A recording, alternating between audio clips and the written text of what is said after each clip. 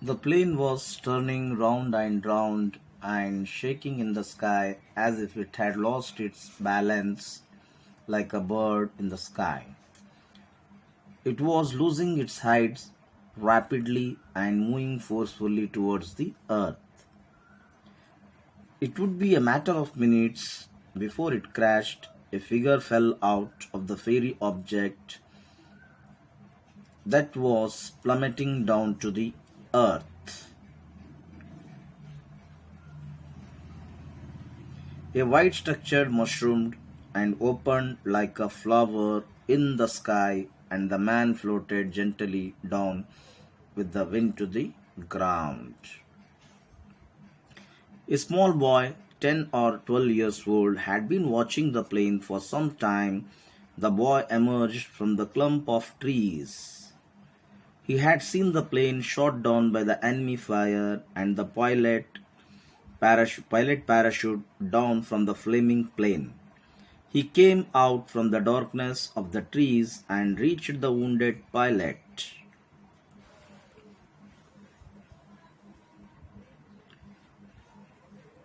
Come with me, sir. The enemy will be here any minute. There is no time to lose. There is an army camp nearby. You will be safe there. The pilot could not walk, and finally he walked with great difficulty, tried to take 2 or 3 steps but collapsed. I can't walk. My legs are probably fractured. Can you do something for me? The child could see it was with great effort that the man could talk. Yes, sir, I will do anything you want. You are small, better don't take a chance, he muttered under his breath. Not a chance, sir, a certainty. What do you want me to do? The man's hands were bleeding. He fumbled inside his pocket and took out a packet of papers. Take this to the commanding officer of the army unit. Tell him this must reach the Air Force Station Ambala by night. Tell him to take care of it and make sure it reaches Ambala on time. Now run for your life. You must avoid the enemy. Will you be able to do it? Yes, sir. I will do it. But you? The enemy will catch you. Don't worry about me. I can escape. I will try and distract them. You run and hand over the packet. Yes, sir. The boy uh, said the boy with a smart salute, and the pilot began to travel in the opposite direction, and the boy started running to the army camp. However, this was seen by the enemy, and the enemy started to give him a chase and started to shoot at him. However, the boy escaped from the clutches of the enemy and reached the sentry post. So he said to the soldier at the sentry post, take me to the commander Sahib. There is something I have to deliver to him. Little boy, you can't go to the commander Sahib. No one is allowed to go to his room unless it is very important. What I have is very important. It is from the pilot whose plane was shot down. You mean the plane that just crashed? A rescue party has gone to look for him. Yes, I had gone there to bring him back to safety. The enemy was after him. He was injured and could not walk. He gave me a packet. I must guide the commanding officer to the officer and show him where the enemy lines are. The sentry spoke into the field telephone. After listening to the boy, he thought that the matter was very serious, and then the sentry spoke into the field telephone. A Sipahi came to the sentry post and took the boy to the commander Sahib. The commander officer. Who are you and why did you want to see me? The commanding officer asked.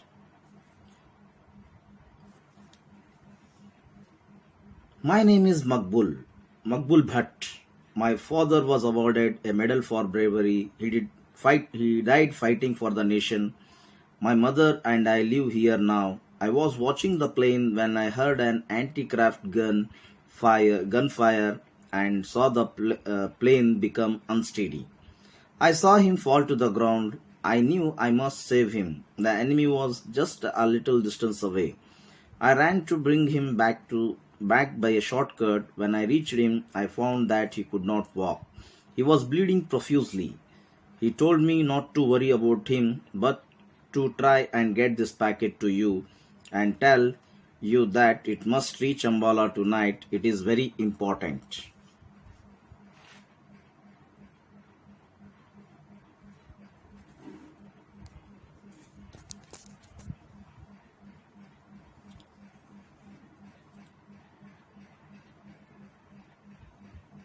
Son, weren't you afraid of the enemy? My father told me never to be afraid of the enemy. They can't do anything if our number is not written on the bullet. Good. You are indeed the brave son of a brave soldier. Has the enemy been able to catch the pilot? I don't know, sir. I could not wait to see. I had to carry out my orders first. I know where he fell. I also knew where the enemy lines are. I can guide you to it by a shortcut so that you can intercept them and cut off their retreat. We must go at once. The enemy came on foot. If you take jeeps, you will be able to surround them and catch them. Instructions noted. Sir, action will be taken, smiled the commanding officer.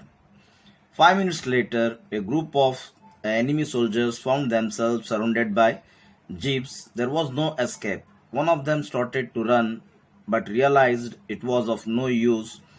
Throwing down his gun, he raised his hand above his head. The enemy was rounded up and the pilot rescued. He was bleeding, for he had been dragged along when he failed to rise and walk, even when uh, prodded with bayonets. He was muttering something incoherently. Boy, packet. He could say no more. The pilot was taken to the military hospital at once.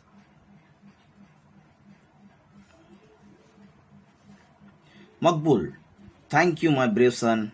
Now you must be taken home. Your mother will be worried about you. I am Makbul Bhatt, son of India. This is my land, and these are my brothers. It is here that I was born and nurtured.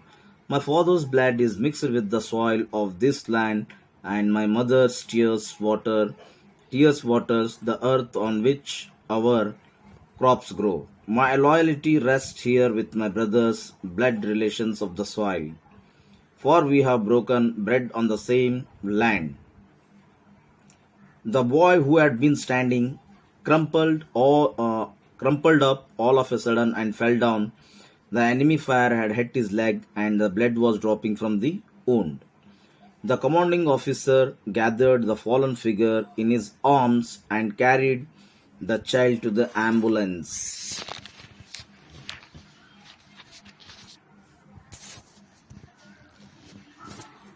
The boy stirred The boy stirred and grimaced with pain. Major Dogra moved swiftly to him and gently eased his leg into more comfortable position. The commanding officer frowned in worry. His eyes brimmed with tears. The commanding officer's eyes brimmed with tears. Makbul smiled through his dirt-streaked face. A soldier never weeps, sir.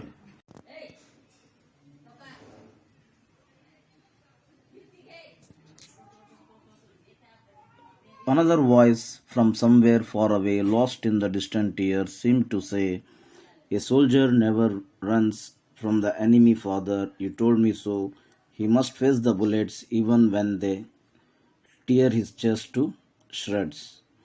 Yes, my son, a soldier must not weep, but a father's heart weeps and bleeds with the blood of his son. I received the Paramveer Chakra for my son in 1971 war.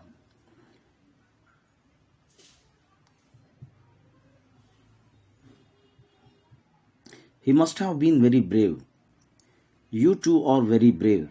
Sir, don't worry, it will be all right. I am a soldier's son and I too will become a soldier when I grow up. You, my child, are all soldier already, aren't you? We are proud of you and hope that someday you will lead our army with the same daring and courage that you have shown today. Thank you.